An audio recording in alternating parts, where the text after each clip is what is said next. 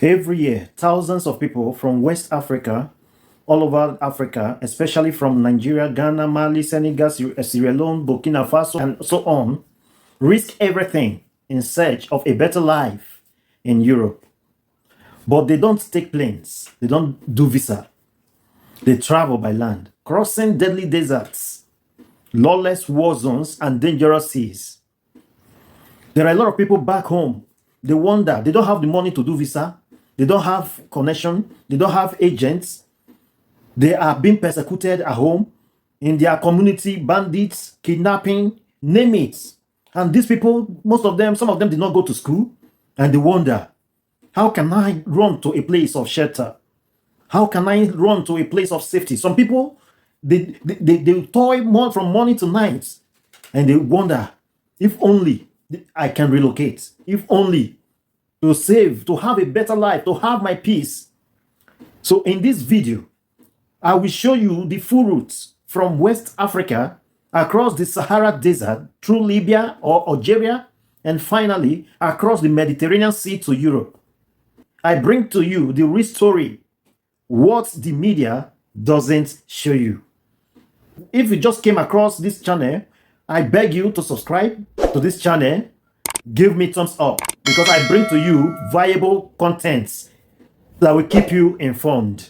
So I welcome you to my channel, Eliseo One TV, and I'll be talking about how migrants relocate to Europe by land across the Sahara Desert, Libya, and Mediterranean Sea. If it has been a passion, your passion to relocate, maybe you are being persecuted in your country, this video is what you cannot afford to miss. Most migrants begin in Nigeria and other West African countries. They leave cities like Lagos to the north, Kano, and or Accra in Ghana. Their goal is simple: to reach Europe without visa, to find safety, because maybe in their home country they are being persecuted, to find work, to help their families. But the journey is not simple. First, they travel by bus or truck heading north towards Niger Republic.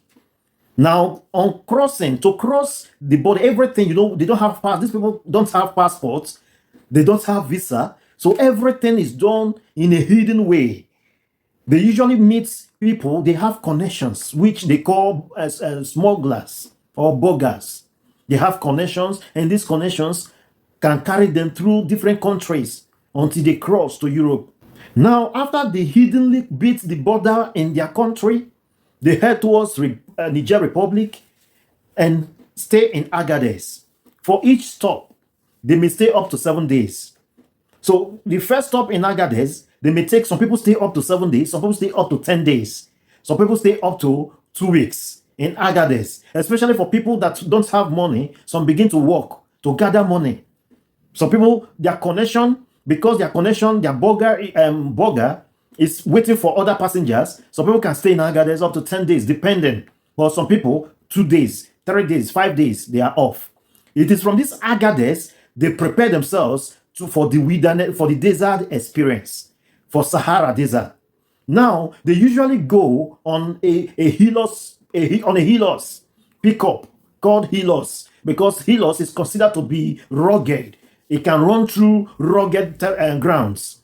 So on a Helos pickup, they can be up to 30 people on that pickup, choked on that pickup. So as they prepare for the Sahara Desert, they give them kegs of gallons, jerrycans, like all those 5-liter jerrycans of water, because it takes days to pass through the Sahara Desert. Some people spend up to 3 days, 7 days, 2 weeks, depending. And in Sahara Desert, there are also kidnappers in the Sahara Desert. Sometimes the Helos pickup breaks down. The fuel gets exhausted. These are some of the things that make people to stay for a very long time in the Sahara Desert. There are also military men, policemen, mobile policemen, Niger policemen that parade in the Sahara Desert. And these people, when they know that people use the route for travel, so they parade in the desert looking for such people that are traveling. And when they see them, they rid them of their money. If you don't have any money to give to them, you'll be taken to the prison. And it should be it's worth mentioning that when you cross your country to Niger Republic, even in your country, because you do not have your passport and the route is not a legal one, every police stop you meet, you'll be mandated to pay. You will settle them. So it's more of settling of policemen, settling of the military. As any roadblock you meet, you get to, you must settle them. Even in Niger Republic, the same thing. When these mobile policemen that parade all over, they catch you people, you will settle them. Otherwise, you'll be arrested. So in the desert, some people fall off the pickup. They fall away.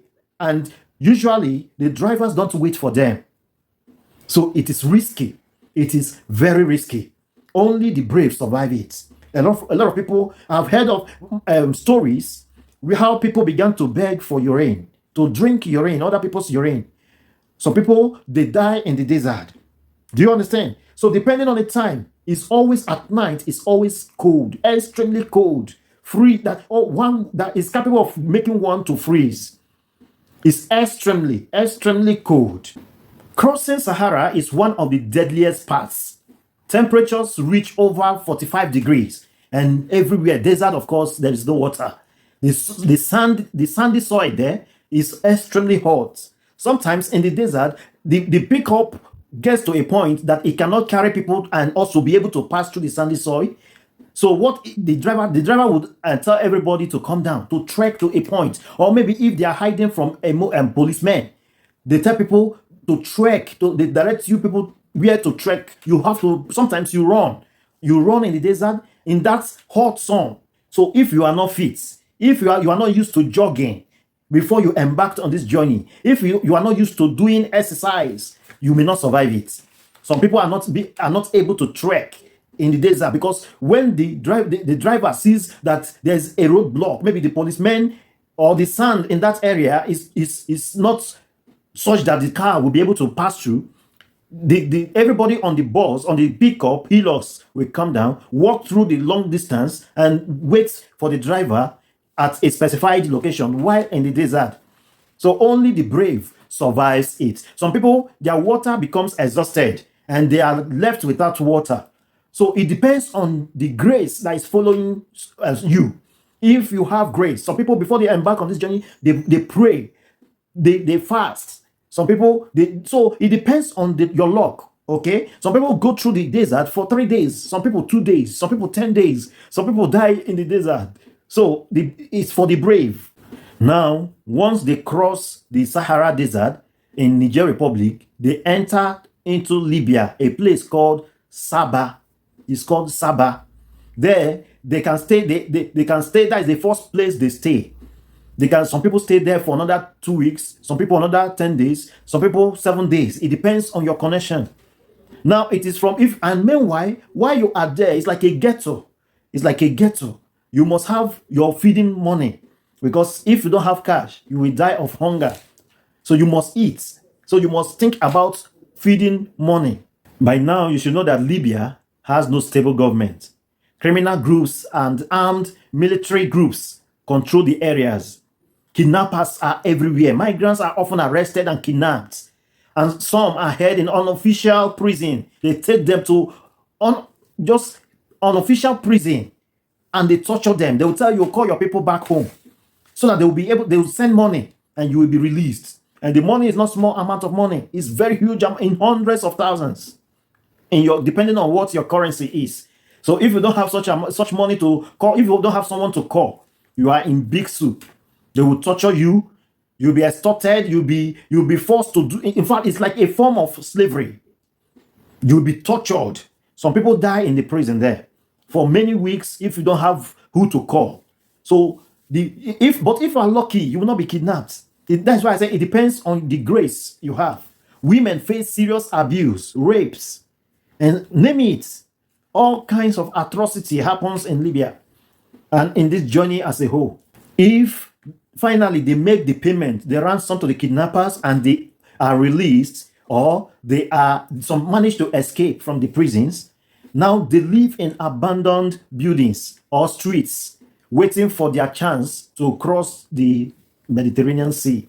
Some people in Libya, they go for daily job, whether Algeria or name it, they go for daily jobs, especially those that don't have enough money. They go for job in order to feed, while they wait for the sea to be calm, because crossing only occurs when the sea is flat. But when there are waves, they have to wait. So during the summertime, when the sun is hot, that is mostly the time when the sea becomes flat, becomes like a carpet. So traveling from by land to Europe is not a child's play. It can take you 2 months. The journey can take you 2 months, 3 months, 6 months. Some people 1 year, 2 years, depending. It depends on luck. So eventually, when the time for crossing comes, you see that the boat is like a balloon, an inflated balloon, just as you can see on the screen. It's inflated, and in that small balloon, about 100 people are jam-packed into it. Migrants pay up to 1,000 euros to board an unsafe rubber boat. You see, no GPS. They don't use GPS. No life jackets. No guarantee. It is 50-50. They move quickly across the sand as the day breaks on a beach near Dunkirk. Many of these migrants, and it will be the last leg of a journey that started months ago. It's just after 5 in the morning, and you can see this group aboard the boat. This process has been going on already for about 20-25 minutes. The boat, and particularly on days like today, when the Italian Navy on Wednesday took dramatic photographs of a migrant boat capsizing off the Libyan coast, spilling its human cargo into the sea. The photographs show the overcrowded vessel tipping over. The Navy said over 500 people were rescued and 7 bodies were recovered. Reports indicate the trawler overturned when people rushed to one side when they spotted the rescue ship. Another photograph shows a rescue helicopter hovering over those desperate to get out of the water. The Italian Navy patrol boat Betica had identified the vessel, which was unstable and was in the vicinity when it capsized, according to a statement. Betica launched lifeboats and life jackets, while the frigate Bergamini, which was also in the area, sent helicopters and boats to assist in the rescue. The same patrol boat rescued another 108 migrants in a separate incident later on Wednesday. In a separate incident, the plight of a 9-month-old baby from Nigeria has touched rescuers. The child is being cared for on Lampedusa after her mother died in a fire on board another migrant ship. 15 injured migrants and their families were heading for Italy on Friday after being transferred from the Sea-Watch 3 rescue ship to an Italian Coast Guard vessel. The Sea-Watch 3, owned by a German charity, rescued nearly 100 migrants from boats in the Mediterranean overnight on Thursday. Many were injured with severe fuel burns that were caused by exposure to gasoline mixed with seawater. Others suffered burns after a fire broke out on their boat. Late on Thursday, Sea-Watch 3 rescued 33 migrants from 2 boats which had been intercepted by the Libyan Coast Guard, according to the NGO.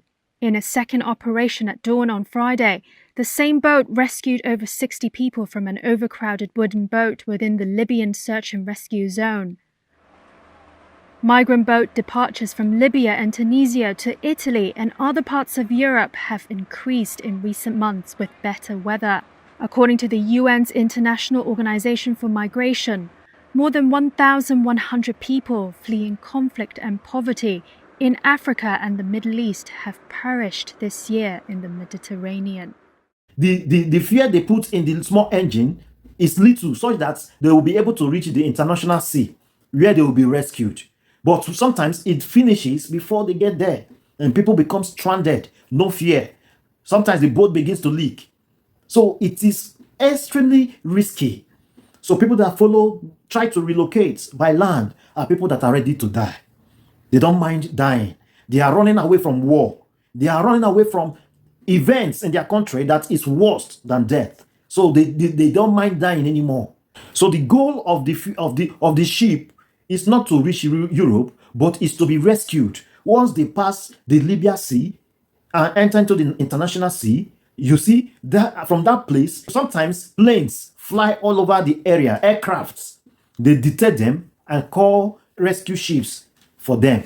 Some people in the boats, you see women, pregnant women that are put to bed, that have children. And once the boat capsizes, everyone dies.